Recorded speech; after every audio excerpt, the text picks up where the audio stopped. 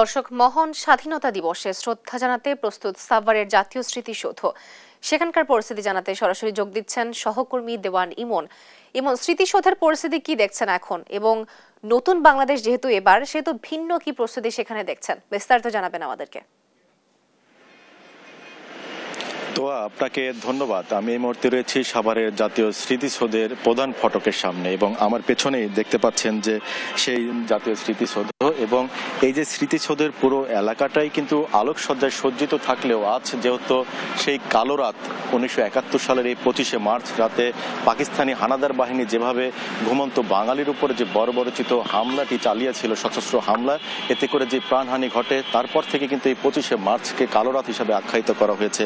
এবং এই স্মৃতিসৌধে কিন্তু সেই শহীদদের প্রতি শ্রদ্ধা জানিয়ে, সূর্য সন্তানদের প্রতি শ্রদ্ধা জানিয়ে কিন্তু আজকে এই যে আলোকসজ্জা, সেটি কিন্তু তারা বন্ধ রেখেছেন। এবং যতটুকু আলো রয়েছে, এটি শুধুমাত্র নিরাপত্তার স্বার্থেই কিন্তু এই আলোটুকু রাখা হয়েছে। এবং এখানে আমরা যদি বলি যে ইতিমধ্যেই যে শ্রদ্ধা নিবেদনের জন্য জাতীয় স্মৃতিসৌধে সেটা কিন্তু সম্পূর্ণ প্রস্তুত রয়েছে। পাশাপাশি কিন্তু আইন শৃঙ্খলা বাহিনীর পক্ষ থেকে কিন্তু 3 স্তরের নিরাপত্তার চাদরে কিন্তু পুরো স্মৃতিসৌধ এলাকা এবং এর আশপাশের যত রাস্তাঘাট রয়েছে সব কিছুর মধ্যে কিন্তু 3 স্তরের নিরাপত্তা ব্যবস্থা কিন্তু করেছে ঢাকা জেলা প্রশাসন। এছাড়া পোশাকধারী আইন শৃঙ্খলা বাহিনীর পাশাপাশি কিন্তু গোয়েন্দা পুলিশও রয়েছে সাদা পোশাকে। এর বাইরে যদি আপনাকে প্রধান ফটকের দৃশ্যটি একটু যদি দেখায়, যে 9 পদাতিক ডিভিশনের পক্ষ থেকে কিন্তু এই যে জাতীয় স্মৃতিসৌধের যে প্রধান ফটক রয়েছে, সেখানে কিন্তু এই যে দেওয়াল চিত্র কিন্তু এখানে টাঙানো হয়েছে, এবং এখানে মুক্তিযুদ্ধের সময়ের বিভিন্ন চিত্র কিন্তু এখানে প্রদর্শিত হয়েছে।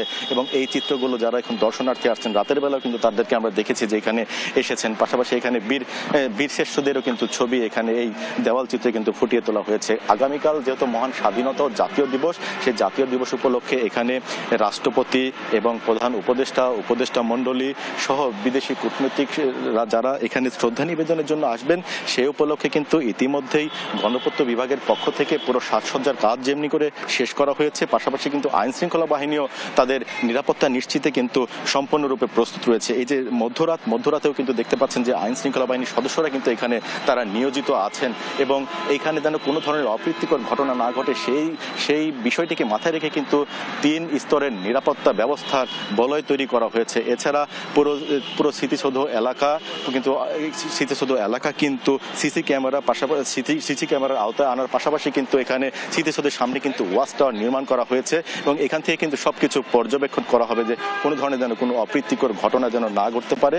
এবং এর পাশাপাশি কিন্তু এই নবীনগর থেকে একদম আমিনবাজার পর্যন্ত কিন্তু পুরো সড়কটিতে কিন্তু কয়েক হাজার পুলিশ সদস্য নিয়োজিত থাকবেন, এই যে ভিভিআইপিরা আসবেন তাদের নিরাপত্তার সাথে। তো এই ছিল তো আমার কাছে সাভারের জাতীয় স্মৃতিসৌধ থেকে সর্বশেষ।